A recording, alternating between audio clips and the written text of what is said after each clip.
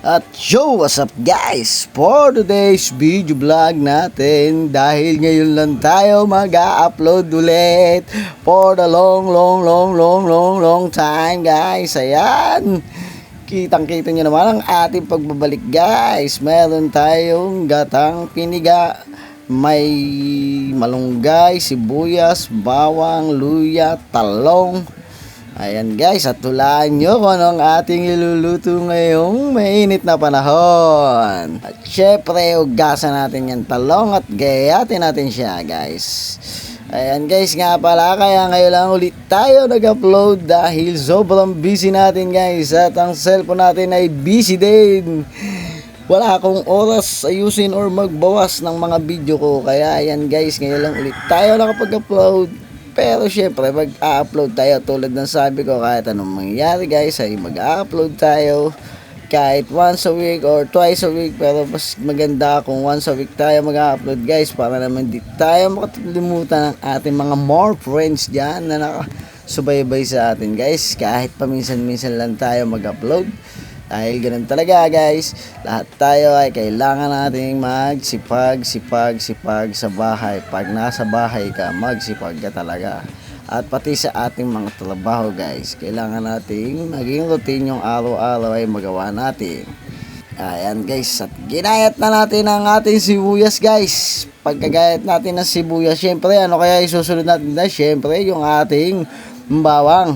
Ayan guys, yan ang kaawa-awang pang sangkutsang gulay. Ay, gulay na pangrekado guys. Isipin mo ayan pinitpit natin yan guys. Pagkapitpit mo, ayan, pipitpitin natin yan. Pagkapitpit, ginayat na. Ayan, pinitpit na, ginayat pa. Ayan guys, tapos syempre, bawasan natin ng konti yung mga balat-balat na yan. At ayan yung ating luya guys.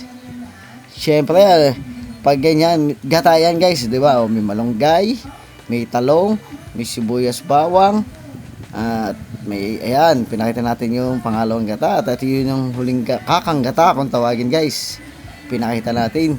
Pero syempre guys, maghahanap muna tayo ng ating lagayan. At yung malunggay natin guys ay hihimayin natin ng napakahimay na himay.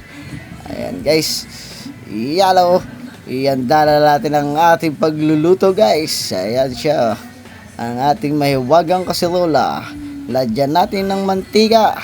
At syempre guys, ang ating laging panguna, ang sibuyas, bawang, luya. Ayun, munggo guys. Masarap kaya to guys, ginisang munggo naging gata. At ilagay na natin yung ating talong guys, dahil yung munggo natin lalaga na yan, kaya yan malambot na yan, durog na yan, hindi na malambot yan guys, durog na durog. At ayan guys, tayo natin kumulo, lagyan natin ng bechin, halu-haluin lang natin yan guys. At pagkahalo, yan, tinakloban, binuksan natin yan guys. Ayan, nilagay na natin ang ating kakanggara guys. Ayan hinalo-halo natin yan guys. Masarap siguro to guys, at napakasarap siguro sana nito. Ayan guys, tingnan natin kung masarap ang ating luto na ginisang munggo na naging gata. At ayan, nilagyan pa natin ng dinurog na chicharon guys. Yung tira-tira namin kagabi ay tira talaga namin yan para dyan guys. At yun na nga yung malunggay natin guys. Sabi ko, sige, hihimay natin ng himay. Tingnan mo, okay, tapasa nga. Ganyan tayo maghimay. Yan ang sinasabing himay ng masisipag. Himay-himay lang tayo. Himay natin ng ating mga gulay pag tayo magsasangkutsa. At yan na nga guys, nilagay na natin yung malunggay. Lumalapod na siya guys, para na siya totong. Ay, totong, di ba ganyan na luto rin ang totong. At ayan, nag-approve na yung ating tigaluto guys. Ay, sarap na, malambot na yung luya, yung talong pala.